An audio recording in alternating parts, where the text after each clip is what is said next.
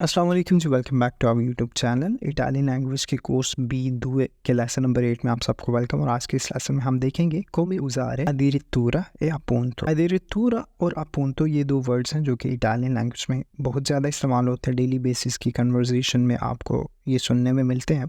तो सबसे पहले हम देखते हैं जी addirittura का जो है क्या मतलब है। बेसिकली addirittura के जो है 2 से 3 मतलब हैं। उन तीनों को हम जो है वन बाय वन जो है उनको समझने की कोशिश करेंगे, ठीक है, विद द एग्जांपल्स। अच्छा, जो पहला मतलब बन सकता है addirittura का वो है परफिनो। परफिनो का मतलब अगर मैं इसको उर्दू में ट्रांसलेशन करूँ इसकी, तो इसका मतलब बनता है यहाँ तक के, ठीक है। तो इसको एग्जांपल्स से देखते हैं जी। पहली एग्जांपल है हमारे पास, il film era così commovente che ho addirittura pianto।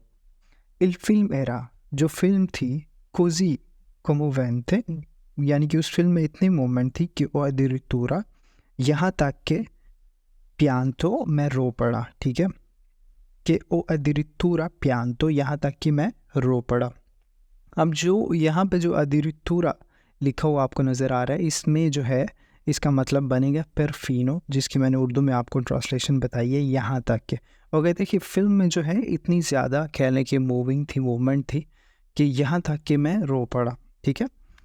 एक और एग्जांपल से इसको समझने की कोशिश करते हैं। non solo si è arrabbiata con me, ठीक है, वो कह रहा है कि वो सिर्फ मेरे साथ गुस्सा नहीं हुई थी, ma mi ha addirittura insultato, लेकिन जहाँ तक कि उसने मेरी इंसल्ट कर दी। वो कहता है कि वो सिर्फ मेरे साथ गुस्सा नहीं हुई थी बल्कि यहाँ तक कि उसने मेरी इंसल्ट कर दी। अब यहाँ पे जो addirittura लफ्ज़ इस्तेमाल हुआ है, इसका मतलब यहाँ पे बनेगा perfino, यहाँ तक के, ठीक है। अब ये तो हो गया इसका एक कह ले कि मीनिंग। दूसरा इसका मीनिंग क्या बन सकता है addirittura का, fino a questo punto, ठीक है, fino a questo punto। अब इसको भी हम देख लेते एग्जाम्पल से। non voglio sapere niente di Maurizio, lo odio। एक बंदा कह रहा है कि मैं कुछ भी नहीं जानना चाह रहा माउरिसियो के बारे में, मैं उससे नफ़रत करता हूँ। non voglio मैं नहीं जानना चाहता, non voglio sapere मैं नहीं जानना चाहता, niente di Maurizio माउरिसियो के बारे में, lo odio मैं उससे नफ़रत करता हूँ। addirittura dai non esagerare, वो कह रहा है कि यहाँ पे जो addirittura जो इस्तेमाल हुआ है, यहाँ पे इसका मीनिंग होगा fino a questo punto। जिस तरह हम उर्दू में कहते हैं बात यहाँ तक पहुँच गई, ठीक है, जिस तरह हम उर्दू में कहते हैं ना बात यहाँ तक पहुँच गई, तो यहाँ पे fino a questo punto का मतलब यही बनता है कि बात यहाँ तक पहुँच गई। addirittura का यहाँ मतलब होगा fino a questo punto, यानी कि बात यहाँ तक पहुँच गई। dai non esagerare, esagerare कहते हैं बात को लंबा करना, ठीक है, किसी भी चीज़ को, किसी भी सिचुएशन को जो है खींचना, उसे कहते हैं esagerare। वो कहता है बात यहाँ तक पहुँच गई, इस बात को इतना लंबा मत करो, ठीक है, इसको इतना कह लो कि खींचो मत, ठीक है। इसकी एक और एग्जांपल देख लेते हैं। Mi hanno dato un aumento di stipendio di 500 euro al mese। Mi hanno dato, उन्होंने मुझे दी, un aumento di stipendio यानी कि जो उसकी मंथली सैलरी थी वो बढ़ाई थी, 500 euro al mese, 500 euro per month. यानी कि इस जुमले वो कह रहा है कि जो उन्होंने मेरी सैलरी जो है 500 यूरो पर मंथ के हिसाब से जो है मुझे दी, मतलब बढ़ा दी, ठीक है। addirittura incredibile। अब यहाँ पे addirittura का क्या मतलब हुआ, fino a questo punto, यानी कि बात यहाँ तक पहुँच गई। अगला बंदा जो रिस्पॉन्ड करने वाला वो कह रहा है बात यहाँ तक पहुँच गई, incredibile, incredible, ठीक है, ज़बरदस्त। तो ये दो मीनिंग्स अभी हमने इसके देखे addirittura के कौन कौन से हो सकते हैं, perfino, fino a questo punto, ठीक है। अब तीसरा इसका मीनिंग ये भी हो सकता है direttamente, magari, al limite, ठीक है, ये मीनिंग्स भी इसका हो सकता है। अब इसके लिए हम एक एग्जांपल देख लेते हैं। A questo punto vediamoci addirittura alla stazione, che ne dici?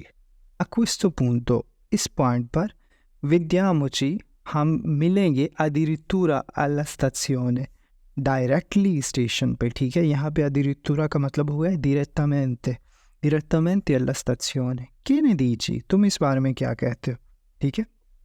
अब यहाँ पे जो addirittura का लफ्ज़ इस्तेमाल हुआ है, इसका मतलब यहाँ पे होगा direttamente, ठीक है।